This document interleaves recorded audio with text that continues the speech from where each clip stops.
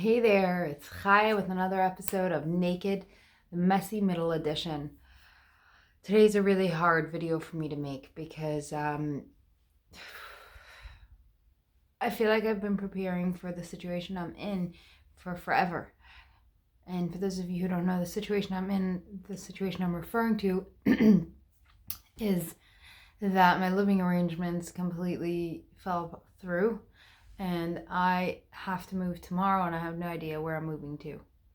And it's just like, it's like, woo, there's like a noose around my neck. But I've been preparing for this so long and I do know it's going to all work out. I really do. But what's hard for me to talk about is how I behaved yesterday. And there's a lot of shame around it, around how I've been behaving towards myself and towards the world about what's going on. And and it's funny because this month I chose to work on surrender, and then I felt like the ultimate surrender came and I just literally flunked it. Okay.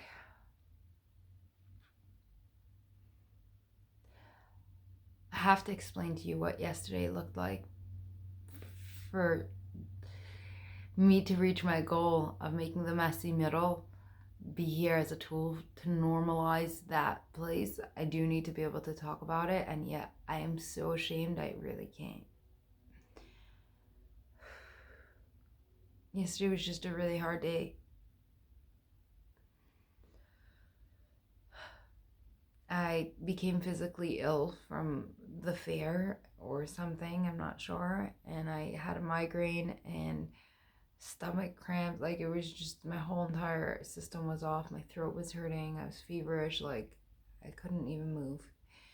And I was, even with all that weakness, I was literally still fighting. I was still being angry at myself and literally beating myself mercilessly for, like, I don't even know what. I just found ways and reasons to beat myself, make myself feel crap, hate myself so much, want to escape my own body. The body that saved me so many times, the body that's held on to some of the biggest traumas for me for some, and been so kind to me somehow. That's what I was like being so mean about. I was literally heating on it.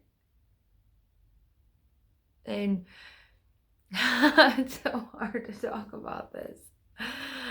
And then, like, to me, what's really hard is I worked so hard to see that God is not like my dad. When we're kids, God is whatever our parents are to us, whatever our dad is to us. So, growing up with a rageaholic and a eventually alcoholic and just someone that was a little bit narcissistic, borderline, what do you call it? Whatever, a whole bunch, a slew of issues. You know, God to me used to always be someone that, like, you had to catch him on a good day, and like, he was never consistent, and it was always painful, and he was always out to get you, and all these different stuff. And thank God, with a lot of work, I was able to disconnect the transference that I was transference is when you transfer personality type or different or different characteristics onto other people or onto other things. So here it's God. I would take my dad's shit and put it on excuse my language, I've been really clean here, sorry. And put it onto God. And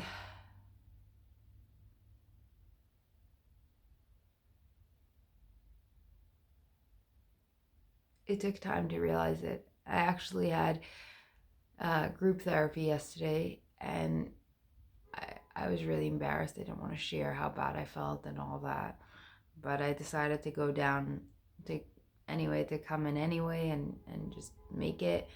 And I sat down. We were doing what's called a vignette, which is basically where you get to talk to people that you would never get to, like, you're never going to get to say certain stuff to certain people, right? Realistically.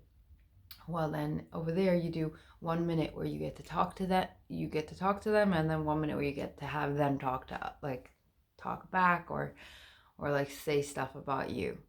And I got up there and I said, okay, I want to play the role that I perceive as God, like the God that I perceive right now. And I sat down and I started talking, and then in the middle, was like, no, this is not God. This is really my dad.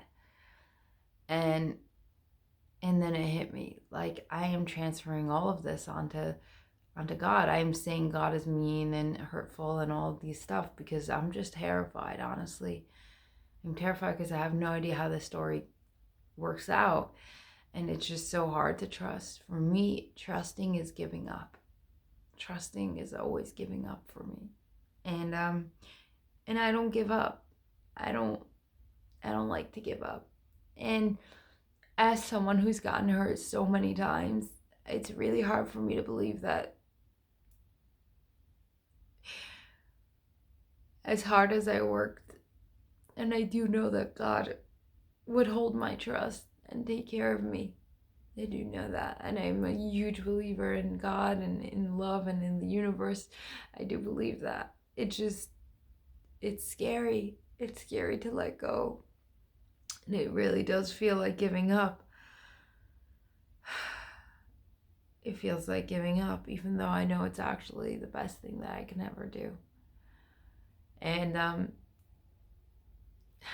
I feel so messy right now. I feel like I have no purpose with this video or saying that, even though I know my purpose is actually just to normalize this exact space of messy. And I'm definitely taking up the messy space.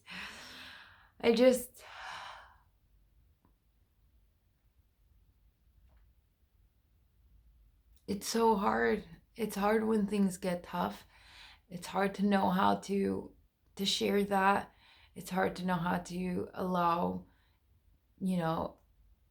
love to do its thing. It's really hard to allow yourself to let go when you know that in the past, when you have, not everyone's held that space.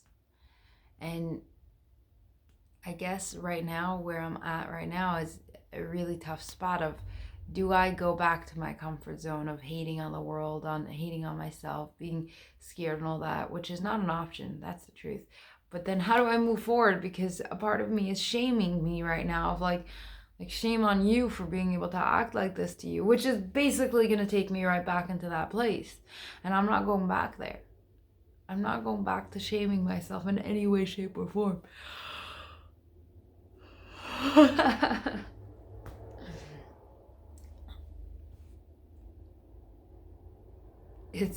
Yeah. It's good to hear myself say that. But it's just food for thought, because sometimes we beat ourselves up. And then the worst part is that once we finish beating ourselves up, if we do realize that we beat ourselves up, we sometimes beat ourselves up because we beat ourselves up. And that just continues the cycle. And that won't work. And I'm here today to make it normal that you be able to notice that. I'm sorry. I really am a little under the weather still. But I want to make it normal because I think it's really important. I think it's really important to realize that it is normal. We do all have these tendencies on some level.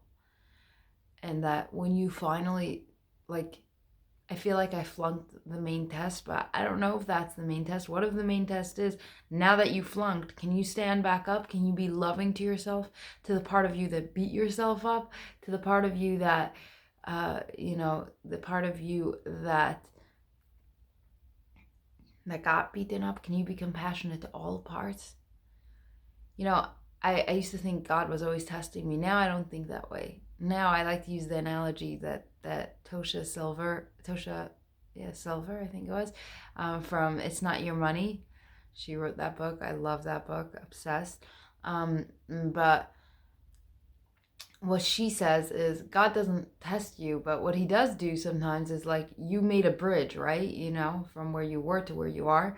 And God will sometimes jump on the bridge to see, like, can it hold? Is it sturdy? So that's perhaps what he did or is doing. And, and it does hold and it is sturdy because, yeah, maybe I lost myself for a day, but I'm back. Not even a full day, but I'm back. And I'm willing to pick up all the pieces. And these stuff used to take weeks and months for me. And now it's taking what? Hours? Minutes? Days? And that's all that matters.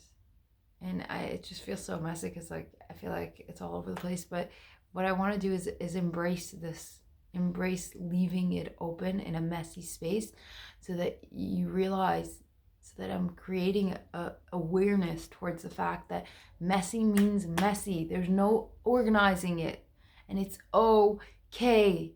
It's okay to be messy. That is how humans work. That is the reality of humans, whether we like to admit it or not. Now, I'd love to hear if you like this, if this is something that you're enjoying, following through my process of finding a new home and all that. And so let me know. And also, the drill, like, subscribe if you haven't yet. You gotta subscribe. And I will see you soon. Enjoy.